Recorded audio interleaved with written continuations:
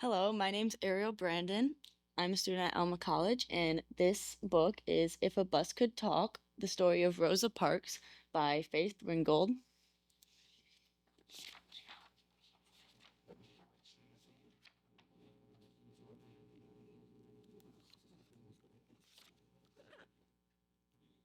This morning, a strange-looking bus pulled up at my stop.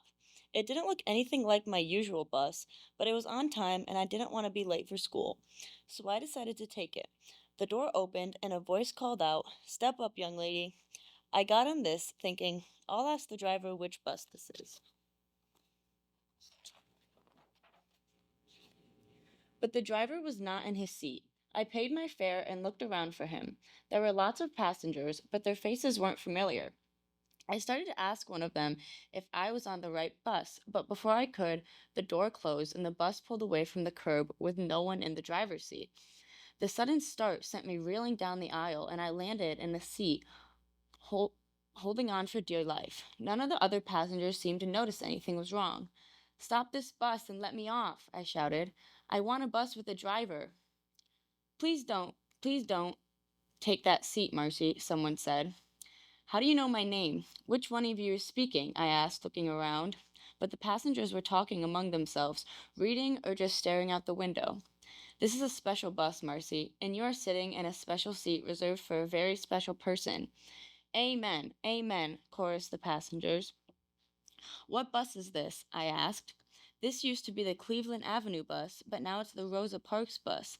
She is the patron saint of the civil rights movement. One day a year, we reserve that seat in her name. Take another seat, and I will tell you all about her." Now, the voice seemed to be coming from the bus itself. I could hardly believe it. I was on a talking bus. Trembling with fear, but curious as I could be, I took a seat across the aisle and settled down to hear this remarkable story.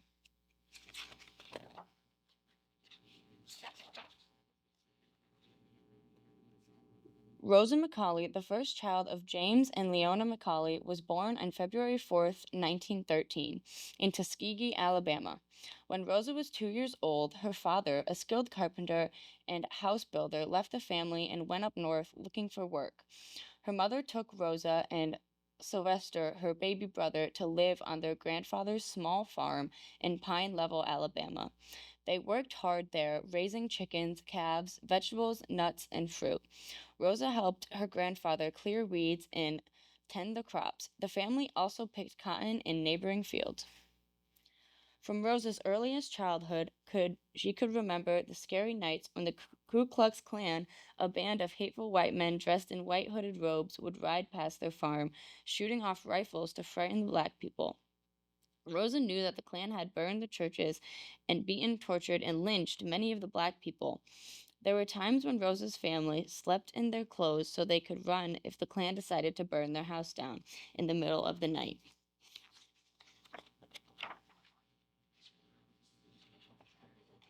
Despite these fearful conditions, Rosa's grandfather was an outspoken old man who made it known that he had a loaded shotgun and was not afraid to use it to defend his home and family.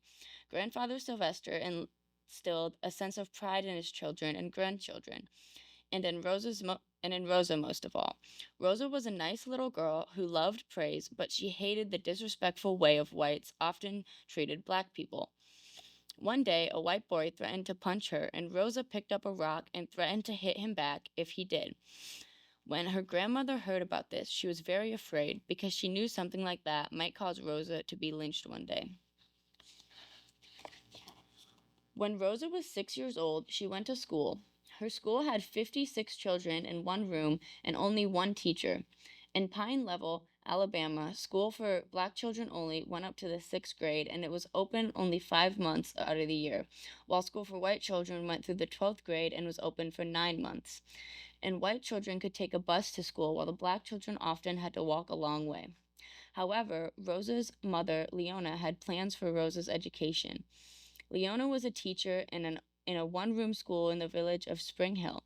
To teach there, she had to travel a long distance and then be away from her children all week, but she saved up so Rosa could further her education. When Rosa was 11, she went to Miss White's School for Girls in Montgomery, Alabama. Several years later, Rosa went on to high school at Alabama State Teachers College for Negroes. She had to drop out of school when first her grandmother and then her mother became ill. Rosa's mother got well, but her grandmother later died. After Leona recovered, Rosa went back to school and got her high school diploma, but it would be a few years before Rosa could find a job using her typing and writing skills, so she took in sewing and did alterations at the Montgomery Fair department store. One day, on the way home from work, the bus driver told Rosa to get off and enter at the back of the bus after she had paid her fare. Then he drove off, leaving her in the street. This was common practice then. It is no wonder black people would often walk a mile or more to and from work rather than ride the segregated buses. The buses were the worst form of segregation because black people could only sit in the back of the bus.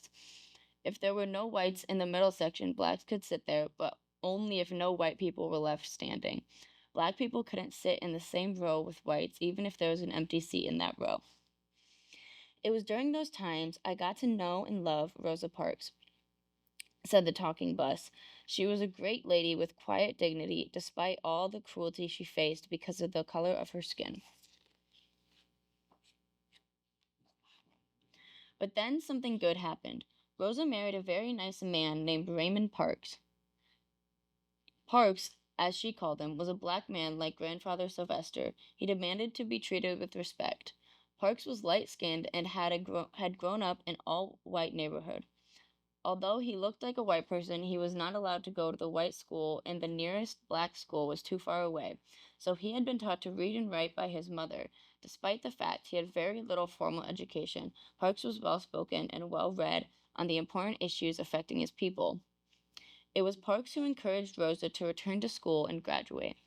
Raymond Parks, a barber by trade, had been a longtime member of the NAACP, the National Association for the Advancement of Colored People. Miss Parks soon became a member too. In no time, she was appointed secretary of the Montgomery branch, and she could use her education to help her people. She also served as a youth leader and organized a citywide youth conference. Parks worked hard to free 4 young men called the Scottsboro Boys, who were jailed for a crime they did not commit. Parks was also an activist for voter registration, and he and Rosa held regular meetings of the Voters League in their home. That was how Rosa finally registered to vote after being turned down 3 times before.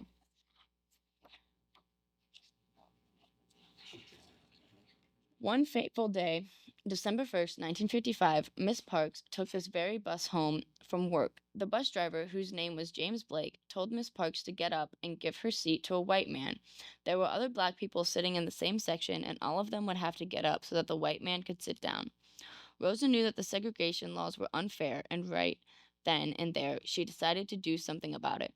She told the driver she would not give up her seat. This was the same bus driver who had wronged her before.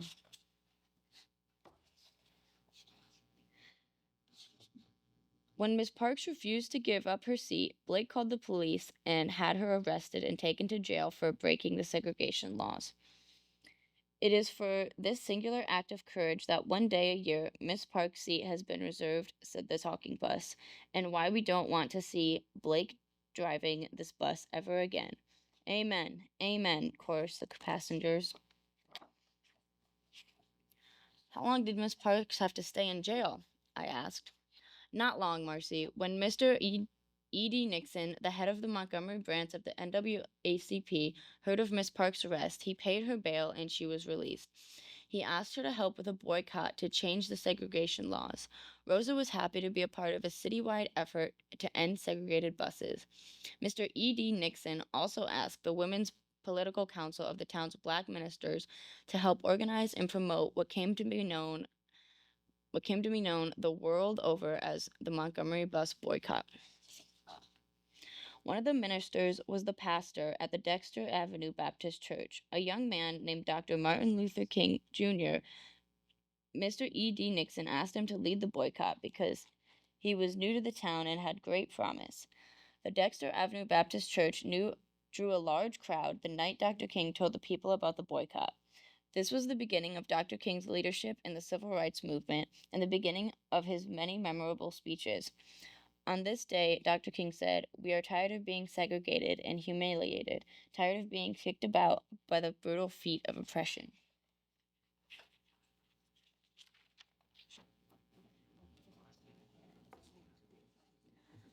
For 381 days, more than a year, Black people in Montgomery either walked or arranged their own carpools instead of taking the buses. Without the Black passengers, the buses were almost empty and the city lost a lot of money.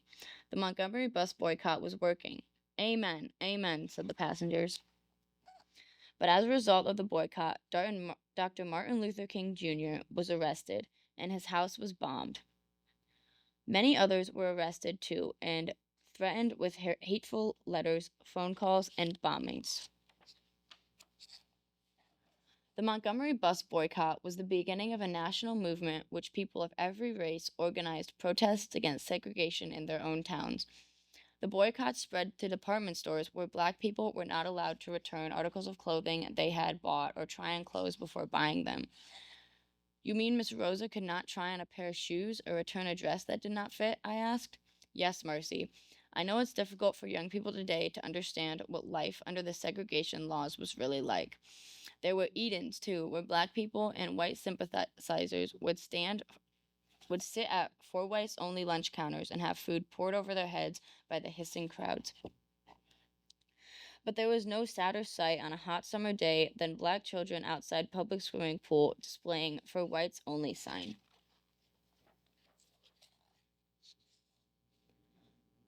Miss Park's case finally reached the highest court in our land on November 13, 1956.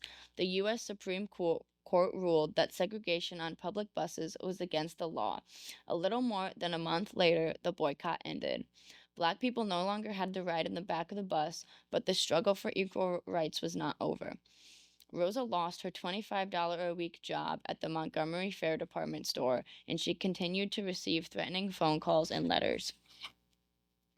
A year later, Rosa and Raymond Parks moved to Detroit, where Rosa worked for Congressman John Conyers of Michigan.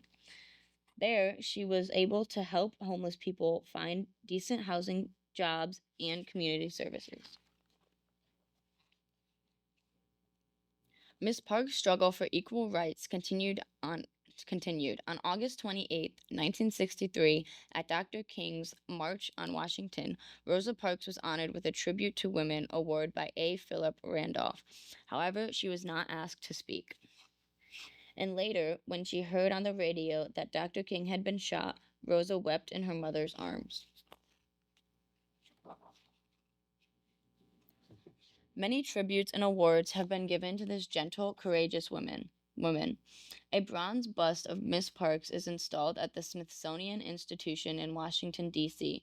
She was awarded the Spingarn Medal, the Martin Luther King Jr. Nonviolent Peace Prize, the Eleanor Roosevelt Women of Courage Award, and the Presidential Medal of Freedom. Miss Parks has received countless honorary degrees, plaques, and honors for her valiant act of courage and unceasing dedication to freedom. But what this old bus is proudest of is that Cleveland Avenue, the street this bus ran on, has been renamed Rosa Parks Boulevard. In addition to all this, once a year we get together to celebrate the great lady's birthday. "Amen, amen," said the passengers. "We know we were there." And just like that, the bus stopped and Miss Parks herself got on.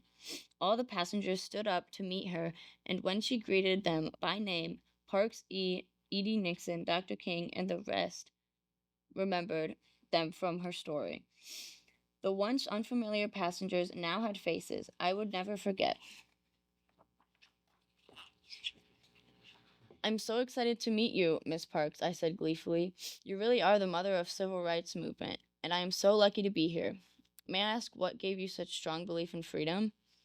"My belief in freedom goes way back to the days when my mother used to sing the old Negro spiritual, 'Oh, freedom over me,'" said Miss Parks. "Let's sing it together."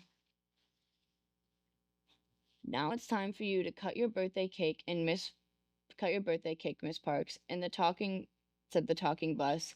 Miss Parks closed her eyes, drew a deep breath, and blew out all the candles. Happy birthday, Miss Parks, said the passengers, and may our dreams of freedom and equal opportunity for all people come true.